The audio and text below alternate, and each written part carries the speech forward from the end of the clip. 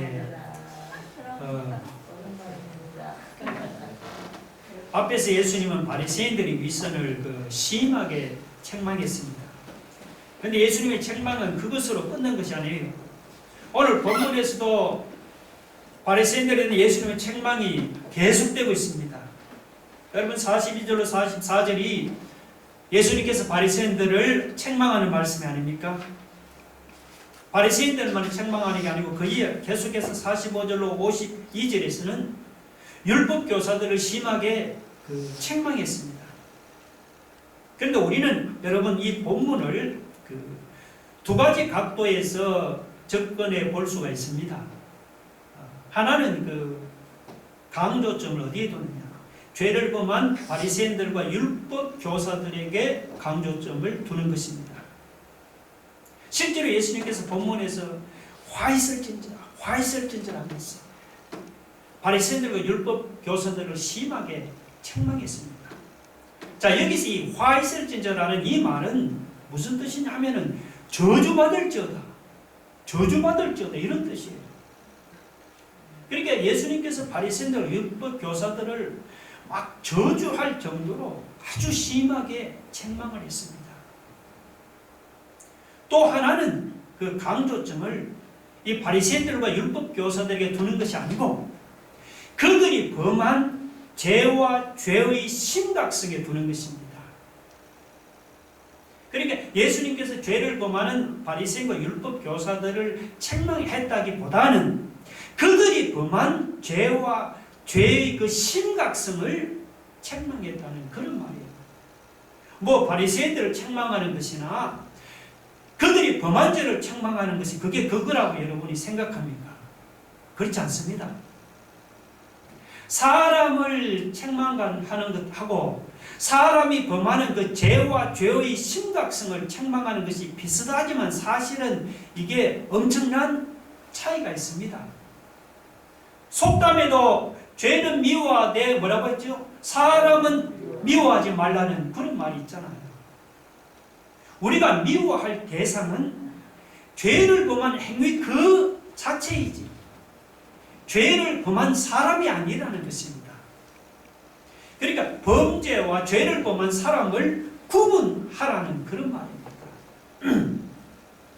자, 그러면 여러분은 이 두 가지 중에서 어떤 각도에서 여러분이 본문을 읽고 있습니까?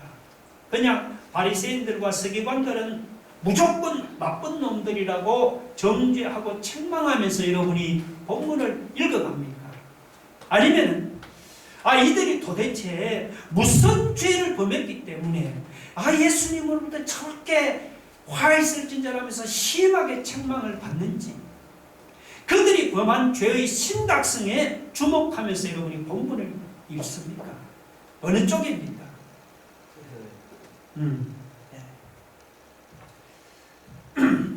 이건 우리가 주관적으로 판단할 문제가 아니고 오늘 본문을 보고 여러분이 객관적으로 판단해야 할 문제입니다.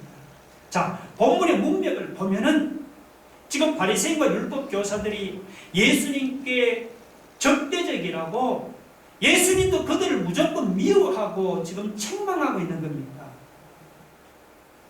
그런 게 아니에요. 여러분 앞에 그 37절을 보면요. 자, 한 바리새인이 예수님을 어때요? 점심 식사에 초청하니까 예수님은 거절하지를 않고 기꺼이 응했습니다. 그러니까 바리새인이 주님을 적대한다고 주님도 그들을 적대한 것이 아닙니다. 주님을 싫어하는 바리새인들에게도 주님은 기회만 있으면은 그들에게 복음을 전하려고 했습니다. 그래서 바리새인들이 초청을 하면 주님은 거절하지 않고 기꺼이 응했습니다. 본문에서 예수님이 바리새인들을 정죄하고 책망하는 것도 그들이 주님을 싫어하고 대적해서 그렇게 책망한 것이 아니죠. 주님이 바리새인이나 율법 교사들을 싫어하는 것이 아니고 뭘 싫어하느냐 하면 그들이 범하는 그 죄를 싫어하는 거예요.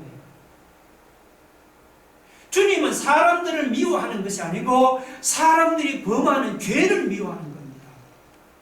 이걸 알아야 합니다.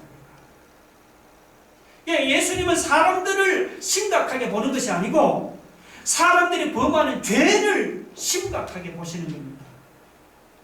우리가 본문을 읽을 때마다 이 점을 우리가 놓쳐서는 안 됩니다.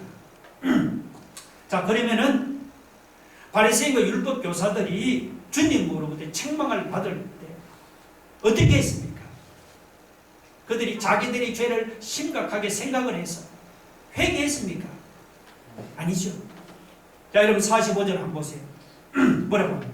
자, 한 율법 교사가 예수께 대하여 이르되 선생님 이렇게 말씀하시니 우리까지 모욕하심이니이다.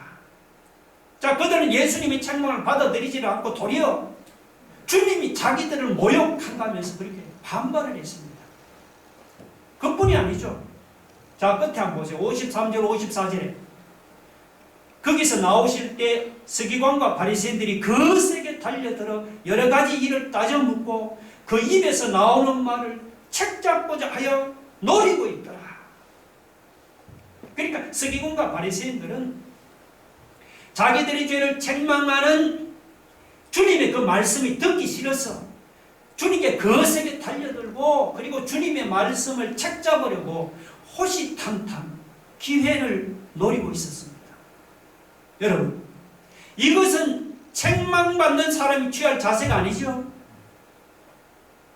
예수님은 바리새인들이 죄가 심각해서 책망을 했지 바리새인들이 미워서 책망한 것이 아니다 말이죠. 우리도 살다 보면 사람들로부터 죄를 책망받을 때가 가끔 있지요. 책망받았다고 말이죠. 나를 모욕한다고 반발한다든지 혹은 책망하는 사람의 말을 우리가 책잡으려고 하지 말자 말이죠. 물론 우리가 책망을 들을 때는 마음이 편한 사람이 한 사람도 없지요. 누가 마음이 편하겠습니까? 그렇다고 이렇게 책망하는 사람을 비난하지 말자 말이죠.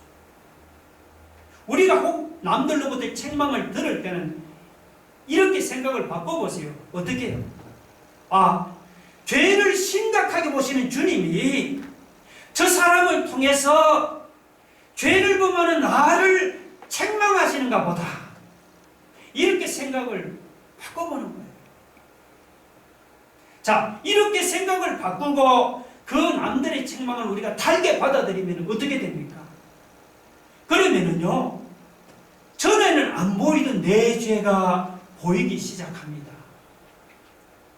그리고 내 죄가 보이면 어때요? 마음이 괴로워도 회개해야죠. 회개하면 물론 지금은 마음이 괴롭고 아프지만 그러나 회개하면 나중에 우리가 지나서 보면 그 길이 바로 사는 길이요. 그 길이 복을 받는 길이라고 인정하게 되는 겁니다. 믿으시면 아멘 하시기 바랍니다.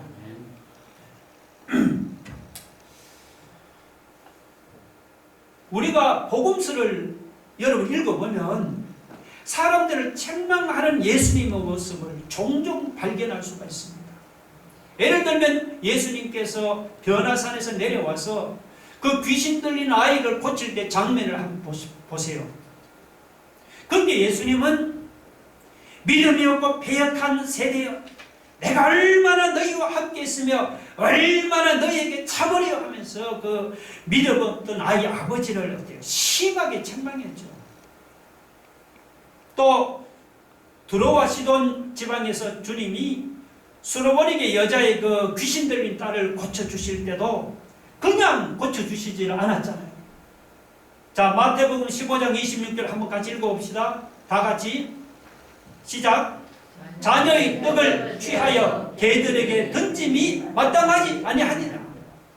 예수님은 수로보니게 여자를 개 취급하듯이 그의 인격을 심하게 책망했어요. 여러분.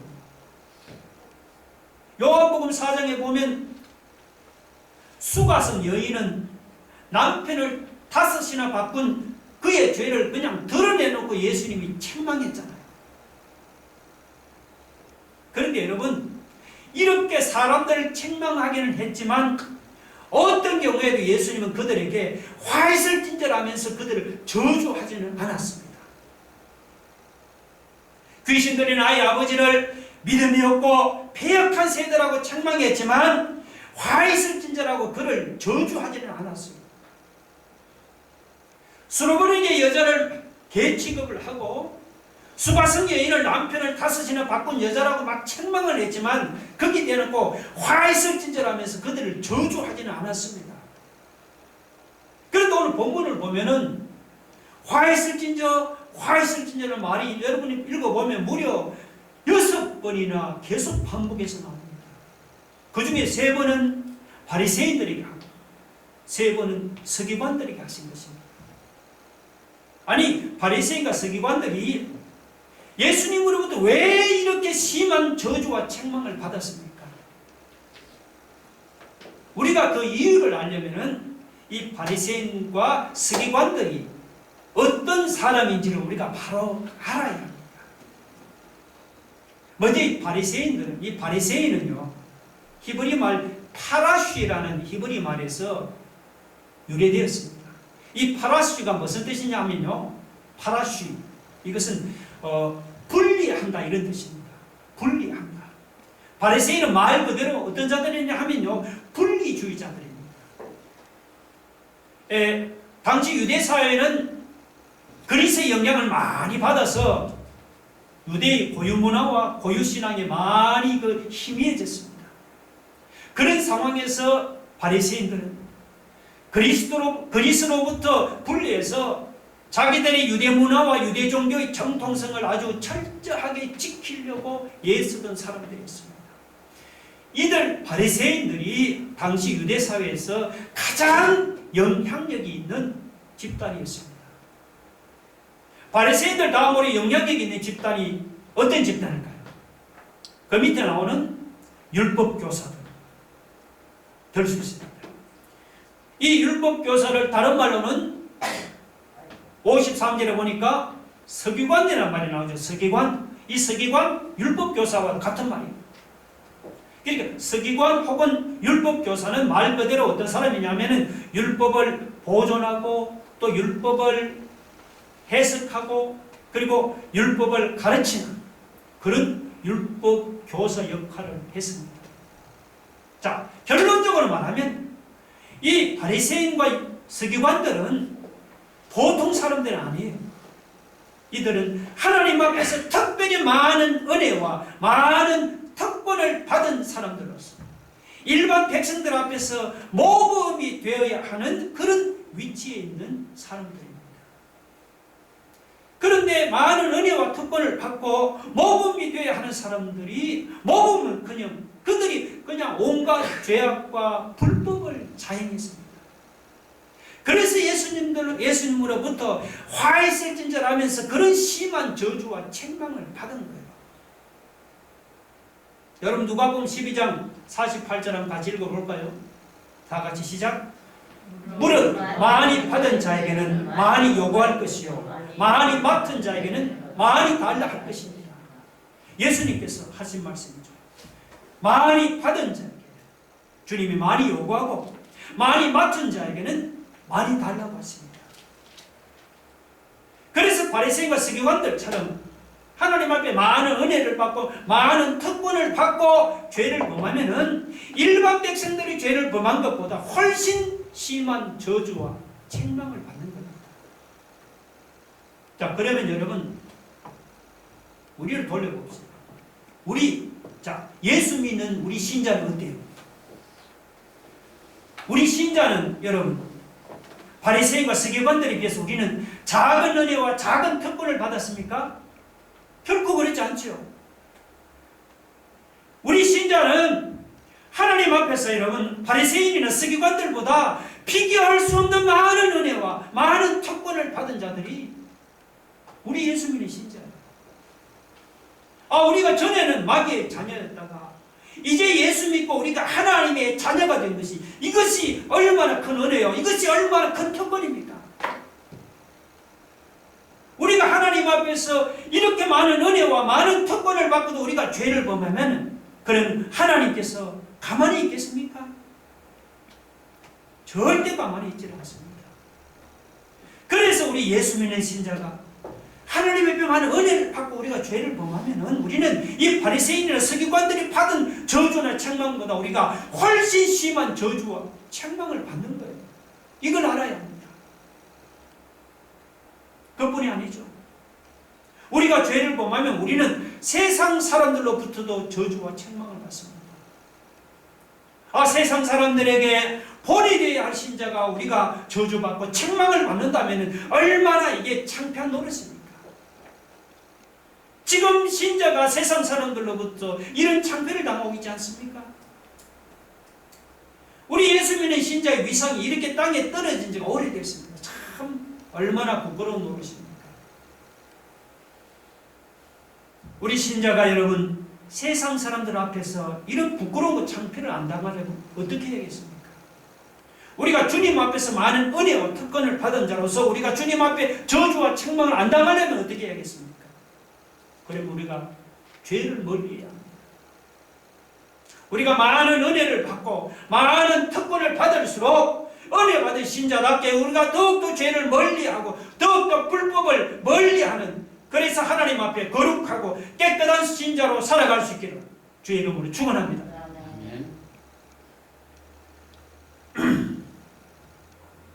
자, 그럼 이렇게 죄를 심각하게 보시는 예수님께서 이 바리새인과 서기관들이 그들이 버리기를 원했던 죄가 무엇일까요? 예수님께서 여기서 화 있을진저라고 정죄하면서까지 바리새인들과 서기관들이 버리기를 원했던 죄가 어떤 죄일까요? 오늘 이 시간에 우리가 버려야 하는 이런 심각한 죄는 어떤 것들이 있는지 바리새인과 서기관들을 통해서 한번 알아보고자 합니다. 먼저 이 주님은 42절로 44절을 보면 바리새인들을 죄를 그 세 가지로 책망했습니다. 첫째, 바리새인들이 11조는 잘 드리지만 공의와 사랑은 버렸다고 책망을 했습니다. 또 두 번째는 바리새인들이 회당의 높은 자리와 그리고 시장 바닥에서 문안받는 것을 기뻐한다고 책망을 했죠. 그리고 셋째는 뭐죠? 바리새인들이 평토장한 무덤같이 겉은 깨끗한데 속은 더러운 것들이 가득하다고 그렇게 책망을 했습니다. 자, 여러분 이 죄, 바리새인들이 범하는 이런 죄를 한마디로 말하면 이게 뭐냐 하면은 바로 이게 위선이요 외식입니다. 하나님 앞에서 11조는 잘 드리면서도 그것보다 더 중요한 이웃사랑과 하나님 사랑을 버린다면 그게 위선이 아닙니까? 그리고 높은 자리나 사람들의 문안을 탐하거나 혹은 평토장한 무덤같이 속은 더러운 것이 가득하고 그냥 겉만 깨끗하게 꾸미는 이것이 여러분 외식이 아니고 무엇입니까? 여러분 앞에서 예수님께서 귀신 들린 아이나 혹은 솔로몬에게 여자의 귀신 들린 딸을 고칠 때 그리고 이방인이라고 괴측을 하고 또 믿어먹고 나의 아버지를 어떻게 해요? 믿어먹고 패역한 세대라고 막 책망했잖아요. 그렇게 책망하긴 했지만 화 있을진저라고 그들을 저주하지는 않았습니다. 수가성 여자도 남편은 5이나 바꾼 여자라고 예수님 막 책망하긴 했지만 그 여인을 향해서 화 있을진저라고 저주받으라고 이렇게 책망하지는 않았습니다. 그런데 오늘 본문에 보면은 이런 위선죄나 외식하는 죄를 범하는 바리새인들을 향해서는 예수님이 뭐라고 책망합니까? 화 있을진저라면서 아주 그냥 심하게 저주하고 책망했습니다. 이것은 여러분 무엇을 의미합니까? 이것은 말이죠, 그 아이 아버지의 믿음 없는 죄보다도 위선죄가 더 심각하다는 말입니다. 남편을 5이나 바꾼 그런 여인의 죄보다도 외식하는 죄가 주님이 보실 때는 더 심각하다는 그런 말이에요. 예수님께서 보실 때는 위선죄랑 외식하는 죄가 여러분 그만큼 심각한 죄입니다. 우리는 보통 수입에 11조를 바치지 않습니까? 근데 바리새인들은 믿음이 좋아요. 그들은 수입에 11조만을 드리는 게 아니고 오늘 본문에 보면 그들은 박하와 운양과 채소의 11조까지 아주 철저하게 하나님께 바쳤습니다. 그들의 믿음을 주님이 부인하는 건 아닙니다. 그런데 뭐가 문제입니까? 그들은 이렇게 하나님 앞에 11조는 철저하게 바치면서도 그보다 더 중요한 이웃 사랑이나 공의나 하나님께 대한 사랑은 저버렸습니다. 그러니까 이게 위선이 아니고 무엇입니까? 본문 44절에 보면 거기 평토장한 무덤이 나오죠. 평토장한 무덤. 이거는 봉분이었고 그냥 평평한 무덤입니다. 평평한 무덤이라서 잘못하면 그 사람이 그게 무덤인 줄도 모르고 그냥 발로 밟고 지나다닐 수도 있지요. 그래서 이런 무덤은 이제 그런 일이 생기지 않도록 눈에 잘 띄도록 하게 하려고 겉에 어떤 그 횟가루를 이렇게 칠해줍니다. 근데 평토장한 무덤은 겉은 회칠한 것까지 아주 아름답지만 그 속에는 시체 썩은 것과 각종 더러운 것들이 가득한 것이 그게 뭐죠? 이게 바로 평토장한 무덤이란 말이죠. 실제로 바리새인들은 회당의 높은 자리에 앉아서 사람들로부터 높임을 받았습니다. 그리고 사람들이 많이 왕래하는 그 시장 바닥에서도 랍비라고 사람들로부터 이렇게 문안 인사를 받고 그렇게 높임을 받았습니다. 바리새인들이 속으로는 각종 더러운 죄가 그 마음속에 가득하면서도 겉으로는 이렇게 거룩한 척 높임을 받으니 그것이 평토장한 무덤과 다를 바가 하나도 없지요. 주님이 보실 때는. 그러니까 이걸 보면요 어떻습니까? 이 바리새인들은 하여튼 위선자나 외식하는 죄를 범하는 데는 정말 선수였습니다. 선수. 그래서 예수님으로부터 화 있을진저 하면서 심하게 저주를 받고 책망을 당했습니다. 예수님은 다른 죄는 책망하지만 우리 신자들이 위선자나 외식하는 죄를 범하는 것을 주님은 그만큼 심각하게 보시는 거예요. 그렇다고 우리가 바리새인들만 욕할 것이 아닙니다. 우리도 하나님께 11조는 잘 드리는데 여러분 이웃사랑은 인색하지 않습니까?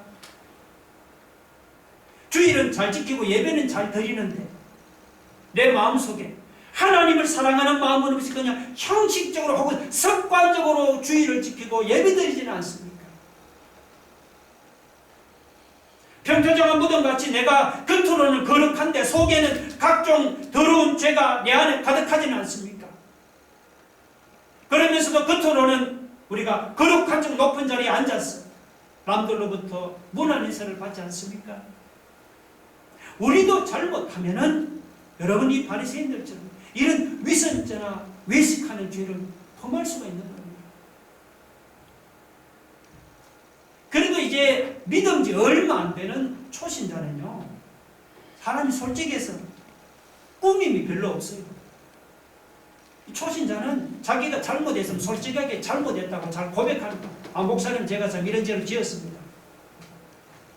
근데 문제는 우리처럼 믿은 지 오래된 신자, 묵은 신자, 저같이 10년, 20년 오래 묵은 신자일수록 여러분 이런 위선자나 외식하는 죄를 범하는데 우리가 선수가 됩니다.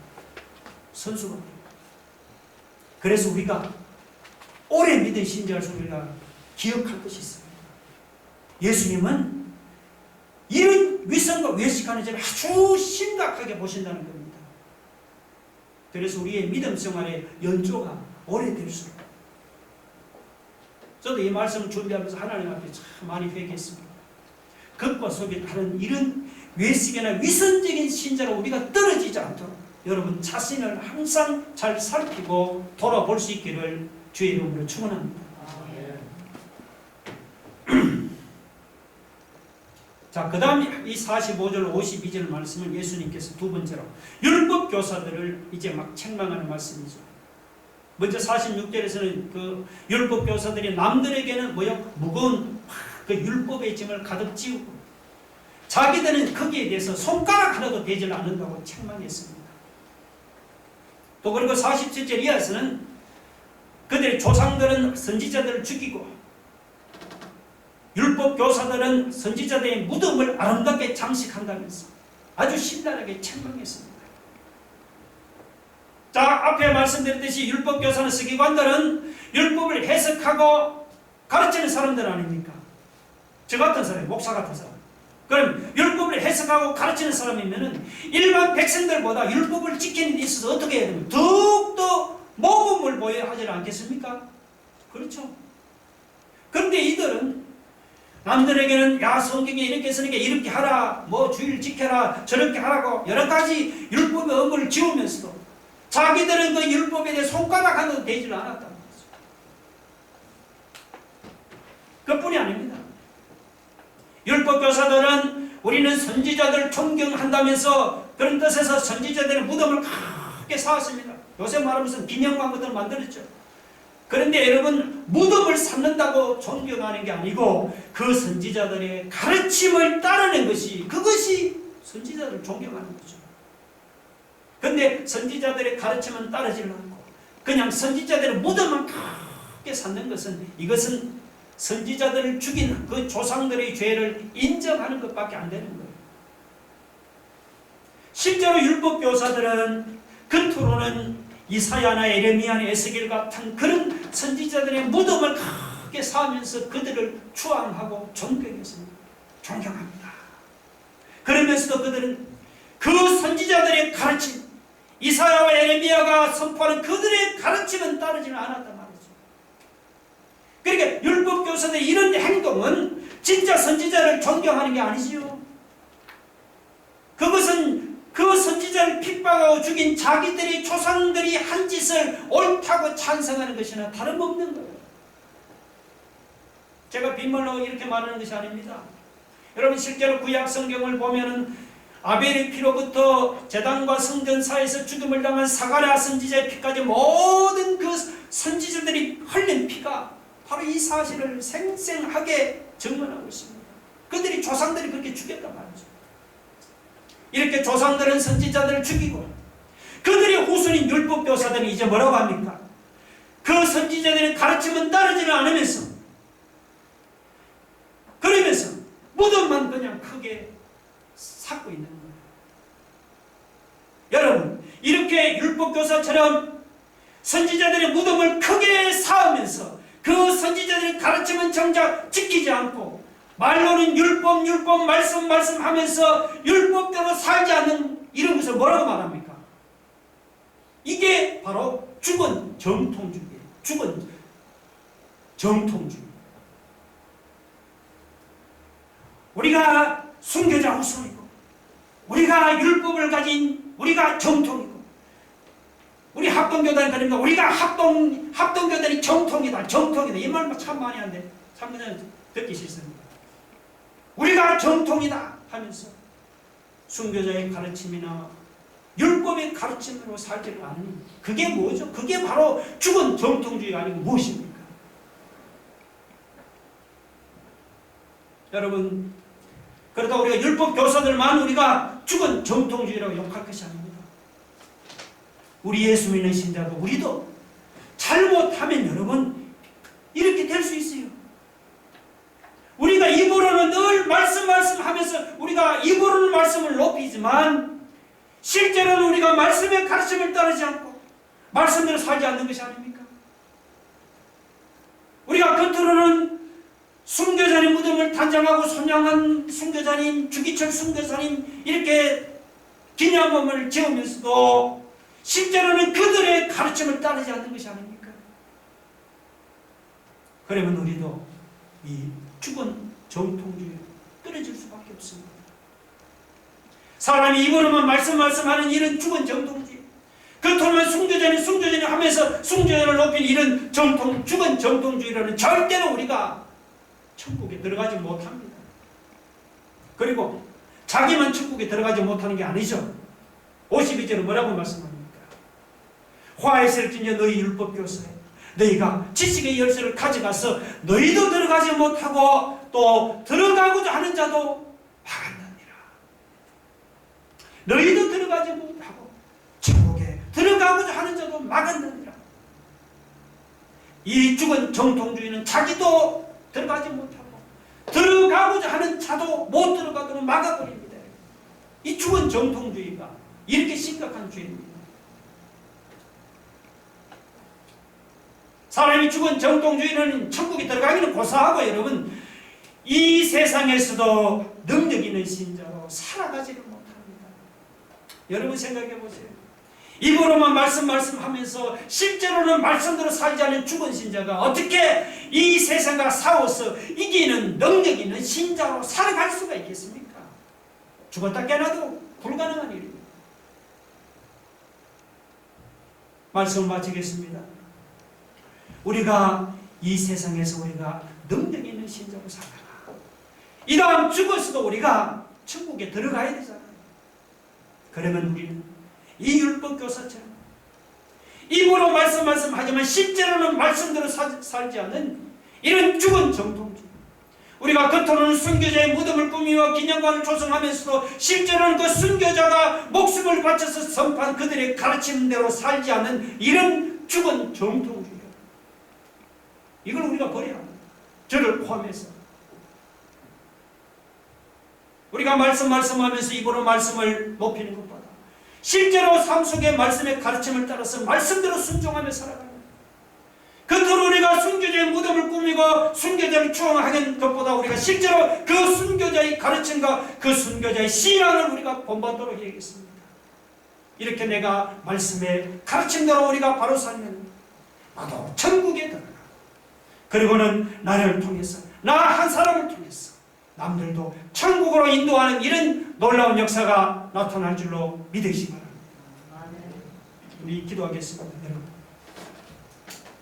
말뿐인 죽은 정통주의를 버리고 우리가 말씀의 가르침대로 순종해 살아갑시다. 두 번째는 뭐죠? 우리가 믿음 생활이 연속 오래될수록 외식이나 위선적인 신자로 떨어지지 않도록 나를 살피고 돌아보게 없소서. 여러분, 우리도 주님처럼 죄를 심각하게 보아서 죄를 버리고 우리가 많은 은혜를 받은 만큼 은혜 받지 않은 불신자보다 더욱더 죄를 멀리하는 그런 삶을 살게 하옵소서. 다같이 한번 통성으로 기도하겠습니다.